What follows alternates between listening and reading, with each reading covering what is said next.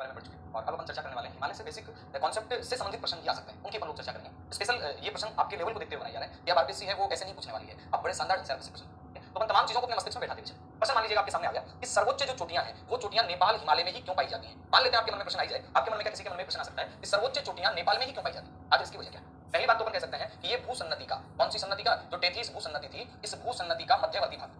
पहली बात तो ये कि भूसन्नति का क्या था, मध्यवर्ती भाग था, और मध्यवर्ती भाग था तो मध्यवर्ती भाग होगा वो गहरा भी होगा। भूसन्नति का मतलब क्या है, भूसन्नति का मतलब क्या, अपन जब पढ़ेंगे तो ये जो टेथीस सागर था भूसन्नति तो था, यानी एक सागरीय क्षेत्र था। कहने का मतलब इधर से आपका गोंडवाना लैंड, इधर से अंगारा लैंड, दोनों का मलबा उसमें जाता था। तो जब भूसन्नति का मध्यवर्ती भाग नेपाल वाले हिस्से में है, मध्यवर्ती भाग गहरा भी होगा क्योंकि जो कचरा आएगा, सेडिमेंट्स आएगा, वो मध्यवर्ती भाग में ज्यादा जाएगा। तो अपन यूं कह सकते हैं नेपाल में सर्वोच्च चोटियां क्यों है, क्योंकि यह भूसन्नति का मध्यवर्ती भाग है। नंबर 2 बात क्या है कि यह गहरा भाग है, यह भूसन्नति का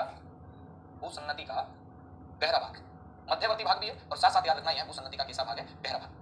इसके बाद नंबर 3 बात आप याद रखेंगे, भूसन्नति का मध्यवर्ती भाग, चलो ठीक है, भूसन्नति का गहरा भाग, चलो बहुत बढ़िया बात है। अगली बात, यहाँ पर दबाव भी अधिक लगा, यहाँ पर क्या लगा, यहाँ पर दबाव भी अधिक लगा। अब आपके मन में प्रश्न बनेगा कि दबाव भी अधिक लगा तो दबाव लगा किसका, विशेष रूप से जो दबाव लगा ये किसका लगा, तो राजमहल की जो पहाड़ियों थी, इन पहाड़ियों का दबाव विशेष रूप से आपका नीचे से लगता है। यानी अपन लोग यहाँ पर एक विशेष बात को क्या लिख सकते हैं कि यहाँ राजमहल की पहाड़ियों का, कौन सी पहाड़ियों का, राजमहल पहाड़ियों का, राजमहल पहाड़ियों का दबाव है, ये इधर से ज्यादा लगा। राजमहल पहाड़ियों का दबाव लगना, इस चीज के कारण यहाँ पर क्या हुआ, फोल्ड ज्यादा हुआ, यहाँ पर दबाव ज्यादा लगा, तो यहाँ दबाव ज्यादा लगा, तो यहाँ पर दबाव ज्यादा लगने के कारण यहाँ पर कह सकते हैं यहाँ अवसाद भी ज्यादा था, यहाँ पर अवसाद भी ज्यादा था, और अवसाद जब ज्यादा था, दबाव जब ज्यादा लगा तो पहाड़ियां बननी ही थी, और वो पहाड़ियां ऊंची बनी। जितना नीचे मलबा ज्यादा होगा पहाड़ियां उतनी ऊंची बन जाएंगी, मलबा ही नीचे कम है तो फोल्डिंग हो भी गया अगर नीचे से तो ऊपर निकलेगा क्या। तो यहाँ पर कहें ये इधर से प्लेट है, ये इधर से प्लेट है, बीच के अंदर ये आपका क्या है, आपका टेथीस सागर है। अब इधर से दबाव लगा, जब मलबा ज्यादा होगा तभी तो ऊपर उठेगा ना, मलबा ही नहीं है तो उठेगा कहां से। कहने का मतलब ये है कि मध्यवर्ती भाग था, ये गहरा भाग था, ये आपका दबाव भी यहाँ ज्यादा लगता है। और यहाँ पर एक विशेष बात जो आपको याद करनी है, इस वाले भाग में अवसाद भी ज्यादा था, सेडिमेंट्स भी ज्यादा था, इसलिए इस सबसे ऊंची चोटियां वो कौन से भाग में है, वो नेपाल वाले भाग के अंदर। ठीक है, इसके बाद में आपके सामने नेक्स्ट, ये आप लिख जरूर सकते हैं, लिख लीजिएगा।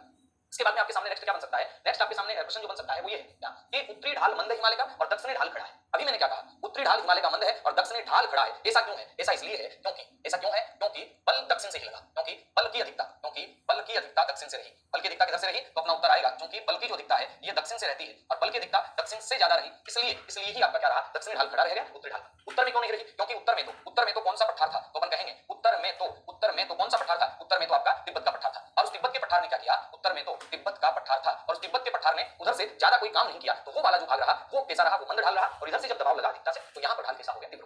अगली बात, दक्षिणी ढाल पर अपक्षय और अपर्दन है वो अधिक है, यानी हिमालय का जो दक्षिणी ढाल है अपने इंडिया की तरफ वाला जो भाग है वहां पर अपक्षय भी ज्यादा है और वहां पर अपर्दन भी ज्यादा है। ऐसा क्यों हुआ, भाई अपन ने देखा इन दोनों प्रश्नों की चर्चा तो कर ली। अगला क्या कि हिमालय का दक्षिणी ढाल है, इसके ऊपर अपक्षय भी ज्यादा और अपर्दन भी ज्यादा, आखिर ऐसा क्या मुद्दा हो गया कि अपक्षय भी ज्यादा हुआ और अपर्दन भी ज्यादा हुआ। तो साथियों सुनिएगा, अपन यूं कहें इस वाले भाग में अपक्षय और अपर्दन की अधिकता रहने का कारण क्या रहा, तो सुनिएगा इस वाले भाग में अपक्षय और अपर्दन इनकी अधिकता रहने का कारण ये रहा, नंबर 1 पे कारण तापमान के। दक्षिणी जो भाग है ये क्या करता है, ये तापमान अपेक्षाकृत रूप से अधिक प्राप्त करता है, यानी तापमान की अधिकता। नंबर 2 पे क्या कह सकते हैं, तापमान की अधिकता रही। नंबर 2 पे वर्षा की अधिकता, यानी वर्षा भी इस वाले भाग में, इस वाले कौन से भाग में, दक्षिणी भाग में वर्षा भी ज्यादा रही, तो तापमान की अधिकता के साथ साथ क्या रखना है, वर्षा की अधिकता। अब तीसरी बात आपको क्या रखनी है, केवल ये दो ही चीजें हैं क्या, तापमान की अधिकता और वर्षा की अधिकता, हो गया कम नहीं, तापमान की भी अधिकता रही, वर्षा की भी अधिकता रही, और तीसरी बात मानवीय जो क्रियाकलाप है, वो भी इस वाले भाग में क्या रहे, अधिक। अब आपके मन में प्रश्न बनेगा, अभी तक तो ऐसे प्रश्न नहीं पूछे गए, मानवीय क्रियाकलाप है ये भी क्या रहे, तो आपका उत्तर आएगा ये भी अधिक। अभी तक नहीं पूछे गए ना, सब्जेक्ट के प्रति समझ होनी चाहिए आपकी, पूछे कभी भी जा सकते हैं, पूछे जाने के बाद में याद करोगे, ऐसे प्रश्न तो पूछ लिए याद करने हैं तब तो मौका निकल जाएगा। तो तापमान की दिखता है, वर्षा की दिखता है, मानवीय क्रियाकलापों की दिखता है, ये कारण है कि हिमालय का जो दक्षिणी ढाल है उस दक्षिणी ढाल पर अपक्षय भी ज्यादा है और अपर्दन भी ज्यादा है, यानी अपक्षय और अपर्दन दोनों ही ज्यादा है हिमालय के कौन से ढाल पर, तो अपना उत्तर बनेगा दक्षिणी ढाल पर। इसको आप नोट कीजिएगा और उसके बाद अपन आगे चलते हैं और नेक्स्ट बात करते हैं कि हिमालय से और क्या क्या चीजें बन के आ सकती हैं, अपन इनकी भी बातें कर लेते हैं। तो फटाफट एक बार इनको नोट कर लीजिएगा अपन। अगला आपका प्रश्न क्या बन सकता है कि हिमालय जलवायु को कैसे नियंत्रित करता है। नंबर 1 पे तो हिमालय क्या करता है आपको बताइए, अपन जानते हैं कि हिमालय साइबेरिया से जो ठंडी हवाएं आती हैं उन हवाओं को भारत में आने से रोकता है। नंबर 1 बात क्या है कि हिमालय साइबेरियाई शीत पवनों को भारत में प्रवेश करने से रोक लेता है। तो नंबर 1 बात तो आप आराम से लिख सकते हैं कि हिमालय साइबेरियाई शीत पवनों को, साइबेरिया से आने वाली साइबेरिया से आने वाली शीत, साइबेरिया से आने वाली शीत पवनों से भारत की रक्षा करता है। नंबर 1 बात। नंबर दूसरी बात क्या है कि भारत का जो मानसून आएगा, वो जब मानसून आता है उस समय मानसून को विशिष्टता प्रदान करने का काम भी कौन करता है, अब हिमालय। तो नंबर 2 पॉइंट आप लिख सकते हैं कि मानसून को विशिष्टता प्रदान करता है, विशिष्टता प्रदान करता है, यानी जो मानसून है उस मानसून को विशिष्टता प्रदान करता है कौन, हिमालय करता है। अब मैं यहाँ पर एक बात आपसे पूछ लूं, एक शानदार सा क्वेश्चन है, एक अच्छा सा क्वेश्चन है, हिमालय की अगर अनुपस्थिति रहती, हिमालय अगर नहीं रहता, मैं यहाँ पर क्या लिख रहा हूँ, हिमालय अगर मान लो नहीं रहता, हिमालय की अनुपस्थिति जब होती, हिमालय की अनुपस्थिति में भारत का कैसा क्या सिस्टम रहता, हिमालय की अनुपस्थिति मान लेते हैं अपने रहती, तो भारत का फिर क्या सिस्टम रहता। तो अपन यूं कह सकते हैं जब हिमालय की अनुपस्थिति रहती, जब हिमालय नहीं रहता तब भारत की जो जलवायु है वो क्या होती, अपन कहेंगे भारत की जलवायु है वो शीत होती। नंबर 1 पे बात, भारत की जलवायु शीत होती। नंबर 2 पे बात, भारत की जलवायु शुष्क होती। यानी भारत की जो जलवायु है वो शुष्क भी होती और भारत की जलवायु शीत भी होती, और जो अपने नदी मैदान है इन नदी मैदानों की भी उपलब्धता नहीं होती, नदी मैदानों की उपलब्धता भी नहीं होती, नदी मैदान भी नहीं होती। ये तीन तो विशेष बातें होती होती, शीत जलवायु होती, शुष्क जलवायु होती। अब शीत तो क्यों होती? क्योंकि साइबेरिया से आने वाली ठंडी हवाएं भारत में प्रवेश कर जाती। अब तो हिमालय क्या कर रहा है? इनकी रक्षा कर रहा है, भारत में आने से इनको रोक रहा है ना। दूसरी बात यहाँ पर शुष्क हो जाती क्योंकि मानसून को विशिष्टता प्रदान करवाता है, मानसून को विशिष्टता प्रदान करता है, यानी अपन यूं कह सकते हैं वर्षा में सहायक है। किसमें सहायक है? वर्षा में सहायक है। कौन है वर्षा में सहायक? तो अपना उत्तर आएगा हिमालय है, ये वर्षा में सहायक है। और अगर यहाँ पर ऐसा नहीं होता, हिमालय नहीं होता तो वर्षा नहीं होती, नहीं होने का मतलब शुष्क स्थिति में रहता, यही तो बात है। देखिए तो लिखिएगा, फिर आगे चलते हैं नेक्स्ट मुद्दे के ऊपर बनाते हैं कि क्या नेक्स्ट मुद्दा बनने वाला है। ठीक है, अच्छा अब नेक्स्ट बात आती है कि मध्य हिमालय वृत्त हिमालय की तुलना में अधिक संसाधन उपलब्ध करवाता है, ऐसा क्यों? भाई हिमालय के तो तीन पार्ट हैं, महान हिमालय है, मध्य हिमालय और शिवालिक ट्रांस, तो आपका अलग से पार्ट हिमालय से कहते हैं। अब यहाँ ये कह रहा है कि मध्य हिमालय ये वृत्त हिमालय की तुलना में अधिक संसाधन उपलब्ध करवाता है, ऐसा क्यों? अधिक संसाधन उपलब्ध करवाता है, ऐसा क्यों करवाता है? जरा सुनिए। नंबर एक पॉइंट आप क्या लिख सकते हैं? अधिक संसाधन उपलब्ध करवाता है, इसकी एवरेज जो ऊंचाई है वो मध्यम है। तो नंबर एक पे तो आप क्या लिख सकते हैं? मध्यम ऊंचाई एवं अनुकूल जलवायु। नंबर एक पे कारण हो सकता है कि मध्यम तो ऊंचाई है और साथ में अनुकूल जलवायु है, नंबर एक कारण हो गया मध्य हिमालय इसलिए।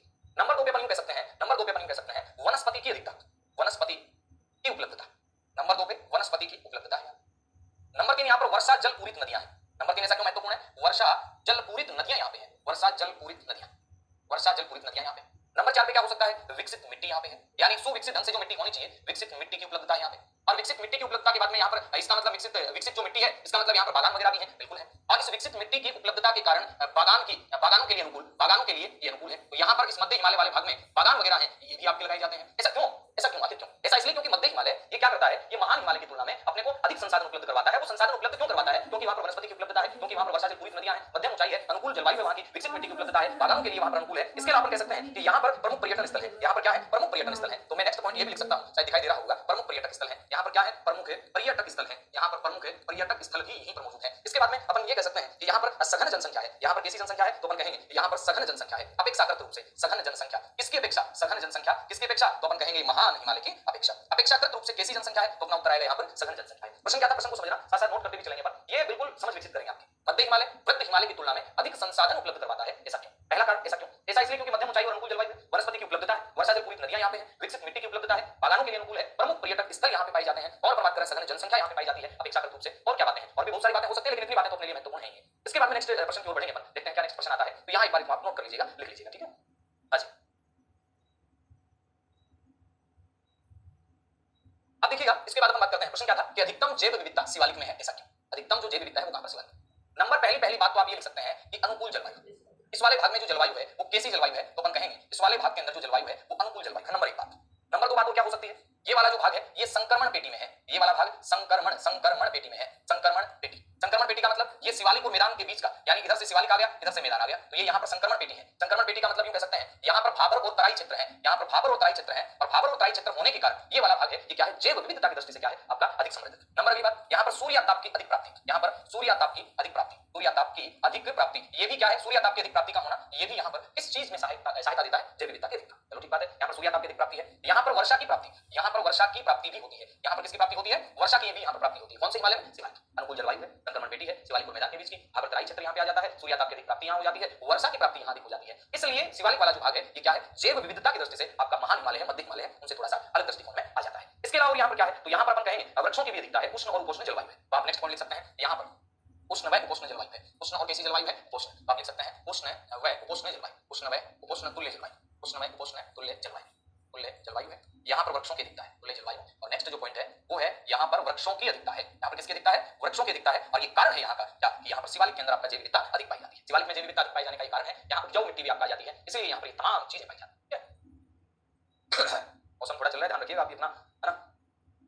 अच्छा अगला जो आपका पॉइंट बनता है वो क्या बनता है कि पूर्वी हिमालय क्या है? पूर्वी हिमालय अगर पर्यावरणीय दृष्टि से देखेंगे अपन तो पर्यावरणीय दृष्टि से पूर्वी हिमालय क्या है? संवेदनशील है, संवेदनशील है। पूर्वी हिमालय पर्यावरणीय दृष्टि से संवेदनशील है।